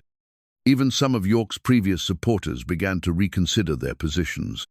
The sight of actual oil production on land everyone had dismissed as worthless was forcing people to reassess their assumptions about the Trenton family and their bankers' motivations. "This changes everything," Margaret Chen said when she arrived to review the situation Sunday night. "York can still pursue his legal challenges, but he's no longer trying to seize potential oil right. She's trying to shut down an active business that's already creating jobs and generating tax revenue. That's a much harder case to make." "What happens at tomorrow's hearing?" "We present evidence of successful oil production, demonstrate that your operation is legitimate and profitable, and argue that shutting it down would cause irreparable harm to both you and the community. Unless York can prove outright fraud, most judges will be reluctant to stop a working business based on disputed family inheritance claims." But Calla Mae knew that tomorrow's hearing would determine more than just the fate of her oil well. It would decide whether the Trenton family legacy would continue or whether decades of determination and sacrifice would be erased by a cousin's greed and manipulation. As she lay in her tent that final night before the confrontation, listening to the steady rhythm of the pumping equipment that was drawing wealth from beneath the swampland, she thought about her father's letter and his faith that the land would reveal its secrets when someone worthy appeared. The land had kept its promise. Now she had to prove that she was worthy of the trust 3 generations of Trentons had placed in her hands. The courtroom in Marshall was packed beyond capacity when Calla Mae arrived Monday morning for the emergency hearing. Word of the oil discovery and the family feud had spread throughout East Texas, drawing spectators who understood they were witnessing something larger than a simple property dispute. Clement York sat at the plaintiff's table with 2 expensive lawyers from Dallas, their briefcases bulging with documents and legal precedents. They exuded the confidence of men who'd never lost a case they couldn't afford to lose, and their presence filled the courtroom with an aura of inevitability that was designed to intimidate opposing counsel. But Margaret Chen seemed unimpressed by the show of force. She'd arranged her materials with the same methodical precision Calla Mae had seen her bring to every aspect of this case, and there was something in her demeanor that suggested she was looking forward to this confrontation. Judge Harrison called the court to order, with the weary expression of a man who'd presided over too many family disputes that should have been settled outside his courtroom. He was known throughout the county as fair but impatient with lawyers who wasted his time on technicalities. "This is an emergency hearing on a motion for preliminary injunction," he announced. "The plaintiff seeks to halt oil drilling operations on property he claims was acquired through fraudulent means. The defendant argues that the plaintiff lacks standing to challenge legitimate business operations. Counsel for the plaintiff, you may proceed." York's lead attorney was a thin man named Hartwell, who spoke with the careful precision of someone accustomed to addressing appellate courts. He outlined York's case, methodically, the family history, Thomas Trenton's alleged knowledge of oil deposits, the loans that were supposedly obtained through fraudulent non-disclosure. "Your Honor," Hartwell concluded, "the evidence clearly shows that the defendant's father knew about significant oil reserves on this property when he accepted loans from my client's bank. His failure to disclose this information constitutes fraud that invalidates any claims to mineral rights the family might otherwise have possessed." He presented the geological survey map with Thomas's supposed handwriting, along with copies of correspondence to petroleum engineers and research materials about drilling techniques. The case looked damning, presented with the smooth professionalism that expensive legal representation could provide. But Calla Mae noticed something during Hartwell's presentation that gave her hope. He was focusing entirely on technical legal arguments and never once addressed the human element of what he was proposing: seizing a successful business from a young woman whose family had owned the property for 3 generations. When Margaret Chen rose to present the defense, her approach was completely different. "Your Honor," she began, "before we address the technical legal issues raised by the plaintiff, I think it's important to understand what's really happening here. This is not a case about fraud or mineral rights law. This is a case about a man who spent decades positioning himself to steal his cousin's inheritance and who is now using forged documents and manufactured legal theories to complete that theft." Hartwell immediately objected, but Judge Harrison allowed Margaret to continue. "Miss Trenton has brought something with her today that I believe will clarify the real issues in this case," Margaret said, gesturing for Calla Mae to approach the bench. Calla Mae stood and walked to the front of the courtroom, every eye following her movement. In her hand was her father's rifle, the weapon he'd taught her to use for hunting rabbits and defending the family property, the weapon that connected her to generations of Trentons who'd fought to keep what was theirs. But it wasn't the rifle she was there to present as evidence. "Your Honor," Margaret continued, "Miss Trenton would like to show the court something that proves the plaintiff's documents are forgeries." Calla Mae pulled out the birth certificate she'd found in her father's bibliono, her own birth certificate, but her father's, issued in 1918, when record-keeping was more informal but also more honest. This document establishes beyond question that Thomas Trenton was born in 1918 and lived his entire life in this county, Margaret explained. But more importantly, it establishes his handwriting through his signature at the bottom, a signature that was witnessed and notarized when he applied for his marriage license in 1945. She placed the birth certificate beside the geological survey map York's lawyers had presented as evidence, and the difference was immediately obvious. The handwriting on the survey was neat, precise, and clearly modern.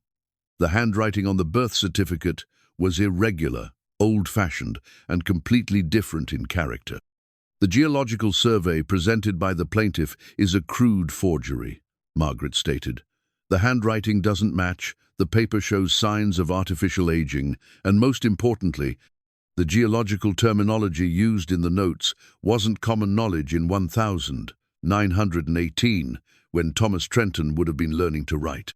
Hartwell objected vigorously, claiming that handwriting analysis required expert testimony and that the defense was trying to introduce evidence without proper foundation. But Judge Harrison had already seen what everyone in the courtroom could see: documents didn't match. "I'm going to allow this evidence," the judge ruled, "and I'm going to order an immediate expert examination of both documents to determine their authenticity." But Margaret wasn't finished. "Your Honor, there's something else the court should know about the plaintiff standing to bring this case. Miss Trenton has discovered documentation that proves Clement York has been systematically acquiring mineral rights throughout this county under false pretenses. She presented a stack of property records that showed York had purchased mineral rights from dozens of financially distressed families over the past decade, always at prices far below market value, always from people who didn't understand what they were selling. The plaintiff isn't seeking justice for historical wrongs," Margaret continued. "He's completing a pattern of exploitation that has made him wealthy at the expense of working families throughout East Texas. This case represents his most ambitious theft, yet the seizure of proven oil reserves, worth millions of dollars from a woman whose only crime was inheriting land her family fought to keep for 3 generations. The courtroom erupted in angry murmurs as the implications of Margaret's revelations sank in. Many of the spectators had family members who'd sold mineral rights to York during hard times, never realizing they might be giving away fortunes. Judge Harrison gavelled for order, but Calla Mae could see that the entire dynamic of the hearing had shifted. This was no longer a technical dispute about mineral rights. It was a confrontation between a community and the man who'd been systematically exploiting them for years. Hartwell tried to regain control of the narrative by arguing that York's other business dealings were irrelevant to the specific claims about the Trenton property. But his client's credibility had been destroyed, and everyone in the courtroom understood what was really at stake. The rifle in Calla Mae's hands felt solid and reassuring, a tangible connection to her father's strength and determination. Thomas Trenton had never fired this weapon in anger, but he'd been prepared to defend his family and their legacy if necessary. Now, it was her turn to make that same commitment. The battle was far from over, but for the first time since this nightmare began, Calla Mae felt like she was fighting from a position of strength, rather than simply trying to survive until morning. Judge Harrison called a 30-minute recess to examine the evidence more carefully, and when court reconvened, his expression had changed from weary patience to focused determination. Calla Mae recognized the look. It was the same expression her father had worn when he'd finally made up his mind about something important. After examining the documents presented by both parties, the judge announced, "I find significant discrepancies that call into question the authenticity of the plaintiff's evidence. More troubling are the broader patterns of behavior that suggest this case may be part of a systematic effort to defraud mineral rights owners throughout this county." Hartwell rose to object, but Judge Harrison cut him off with a gesture. "I'm denying the motion for preliminary injunction," the judge continued. "Miss Trenton's oil operation may continue while these matters are investigated further. Furthermore, I'm referring this case to the district attorney's office for possible criminal prosecution of document forgery and fraud." The courtroom erupted in applause and cheers. Calla Mae felt her knees go weak with relief, but she forced herself to remain standing until the judge finished his ruling. "However," Judge Harrison added, raising his voice over the celebration, "this ruling does not resolve the underlying property dispute. If Mr. York can present legitimate evidence of his claims, this matter will require a full trial to determine the rightful ownership of mineral rights." It was a qualified victory, but it was still victory. Calla Mae's oil well could continue operating, which meant she could generate the revenue needed to fight any future legal challenges. More importantly, York's credibility had been destroyed in a very public forum, making it much harder for him to pursue his scheme through other means. As the crowd began filing out of the courtroom, York approached Calla Mae with an expression of barely controlled fury. His expensive lawyers had already departed, apparently recognizing that their client's case was beyond salvaging. "This isn't over," he said quietly, his voice carrying the cold promise of a man who'd been humiliated in front of his entire community. "I've spent 20 years positioning myself to claim what should have been my father's. I'm not going to let some ignorant farm girl destroy everything I've worked for." "Then you should have thought of that before you decided to forge documents and threaten family members," Calla Mae replied, surprising herself with how steady her voice sounded. "The only thing you've destroyed is your own reputation." "My reputation?" York laughed bitterly. "Do you have any idea what it's like growing up, knowing that your father was cheated out of his inheritance by people who thought they were better than him? This land should have made our family wealthy generations ago. Instead, I had to watch you Trentons struggle in poverty while sitting on a fortune you were too stupid to recognize." "My father knew about the oil," Calla Mae said. "He just had the dignity not to steal it from his own family." For a moment, York's mask of civilized anger slipped completely, revealing the raw hatred that had been driving him for decades. "Your father was a fool who died poor when he could have died rich. At least I'm smart enough to take what I want instead of suffering in noble poverty. And that's the difference between Trentons and people like you," Calla Mae replied. "We build things, you just take them." York turned and walked away without another word, but Calla Mae could see the tension in his shoulders that suggested this confrontation was far from finished. He might have lost this battle, but men like him didn't give up easily when millions of dollars were at stake. Outside the courthouse, the celebration continued as friends and neighbors congratulated Calla Mae on her victory. But she found herself drawn away from the crowd, needing time to process what had just happened and what it meant for her future. She found Sawyer waiting by her truck, his weathered face showing the relief they both felt. "How does it feel to be an oil baroness?" he asked with a smile. "Terrifying," she admitted. "I keep expecting someone to tell me this is all a mistake, that I'm still just a poor rancher's daughter camping on worthless swampland." "You're still a rancher's daughter," Sawyer said, "but you're not poor anymore, and that land was never worthless. Your great-grandfather knew what he was buying when he acquired that property. He just didn't have the technology to prove it." As they drove back toward Dustwell Flats, Calla Mae thought about the oil well certificate Margaret Chen was preparing, the official document that would legally establish her ownership and operation of the petroleum production facility. It was more than just paperwork. It was proof that the Trenton family had finally achieved the prosperity that had eluded them for 3 generations. But the certificate also represented something deeper: validation that her father's faith in the land and in her ability to protect the family legacy had been justified. Thomas Trenton had died, believing that his daughter was strong enough to handle whatever challenges came her way, and today she'd proven him right.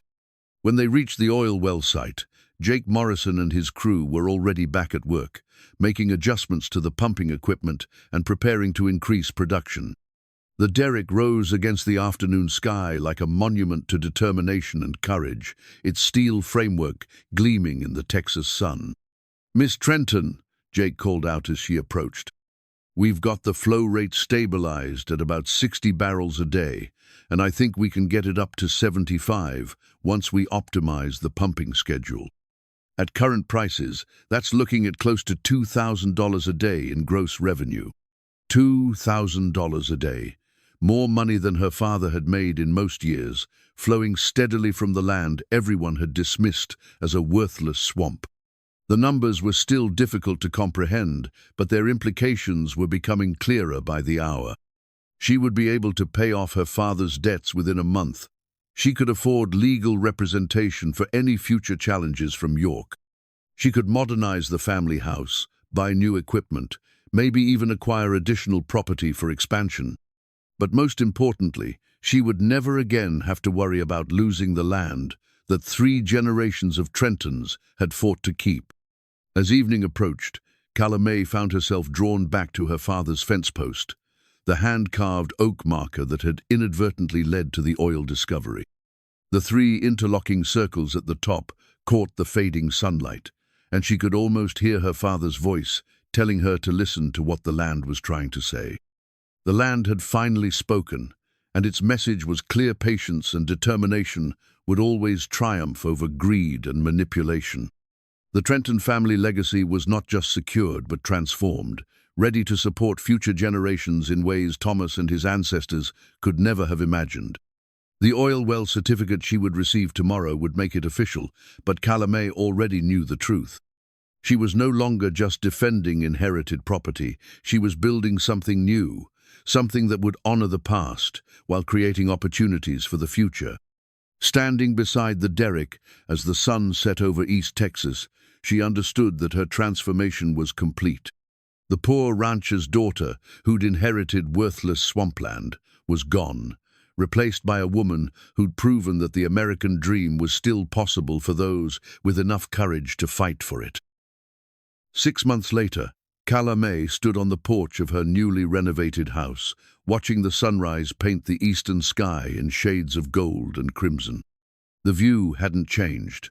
Much the same scrub oaks dotted the horizon, the same red dirt stretched toward infinity, but everything else about her world had been transformed. The oil well was producing steadily now, generating enough revenue to support not just her own family's security, but jobs for a dozen local workers.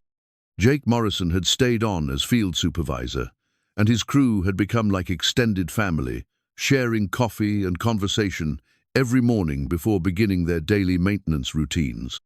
The house itself bore little resemblance to the cramped, drafty structure where she'd grown up.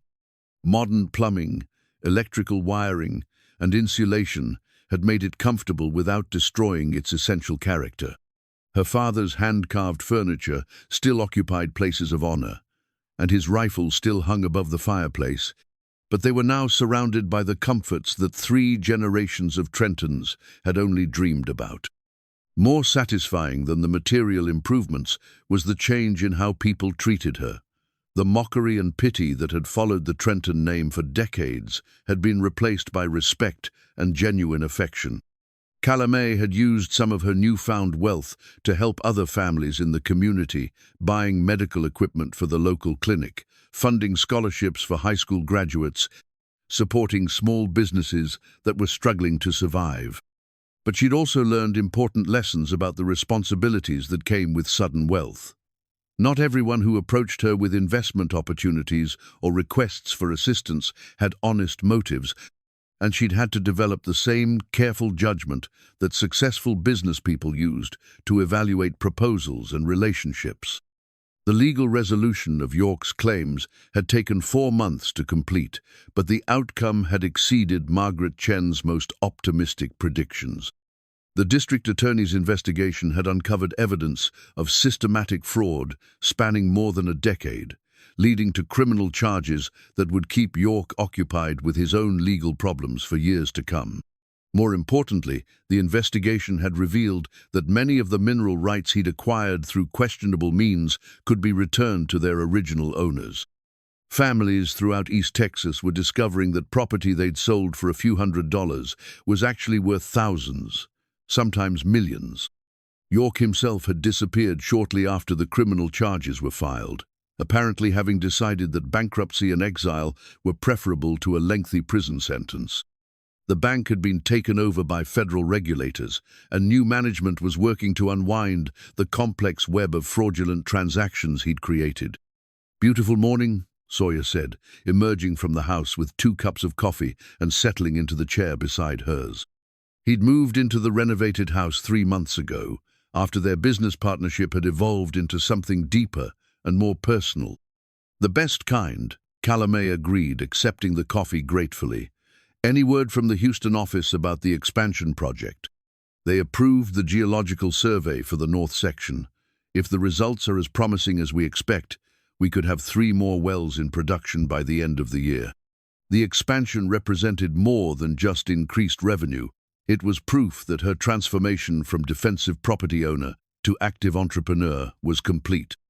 Instead of simply protecting what she'd inherited, she was building something larger, something that would provide security and opportunity for generations to come.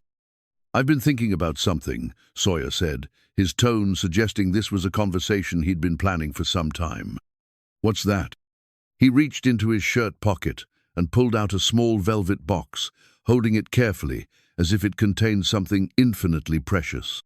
"I've been thinking that business partnerships are fine, but some relationships deserve a more permanent foundation."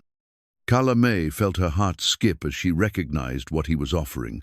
The simple gold wedding ring inside the box caught the morning sunlight like a promise of shared tomorrows and mutual commitment. "Sawyer Hale," she said, trying to keep her voice steady despite the emotion that was threatening to overwhelm her. "Are you proposing to me on my own front porch?" "I'm proposing to you everywhere we're likely to be for the rest of our lives," he replied. "The front porch, the oil field, the courthouse, the bank, everywhere that matters to the future we're building together."